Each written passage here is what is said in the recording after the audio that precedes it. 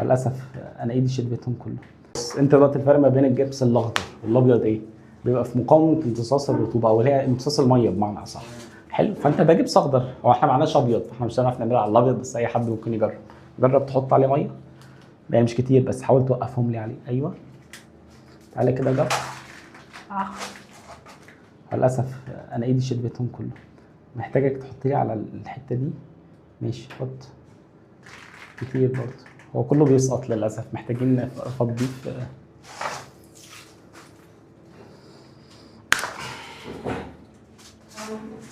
بص حط حاجه خفيفه، نقطتين، مش عايز كتير، نقطتين ميه اهو. ايوه شايف؟ هيدروفوبيك. اخد بالك الميه واقفه ازاي؟ شايف يا جبر؟ معلش هيدروفوبيك انا. بالظبط هيدروفوبيك. جبر برضو جامد. فانت لو جبت الجبس الابيض وعملت عليه الميه كده هتلاقيه شربها. فاهم ليه؟ لان هو الامتصاص بتاعه للميه مش زي ده. هتقول لي طب هل ده ما بيمتصش خالص؟ لا هتلاقيه بيمتص عليه مهما كان، هيبقى فيه مسام وهيمتص، ولكن مقاومه امتصاصه للميه مش زي التاني. فاهم القصه؟ يعني بص احنا الميه لا زالت اهي، كانها لو جيت فضيتها بص هتيجي تلاقيه هو عادي. ده الفرق، عشان كده بقول لك الاخضر مقاوم للرطوبه، الابيض ده صباح الفل هو جبس انما مش مقاوم لاي حاجه. شكرا.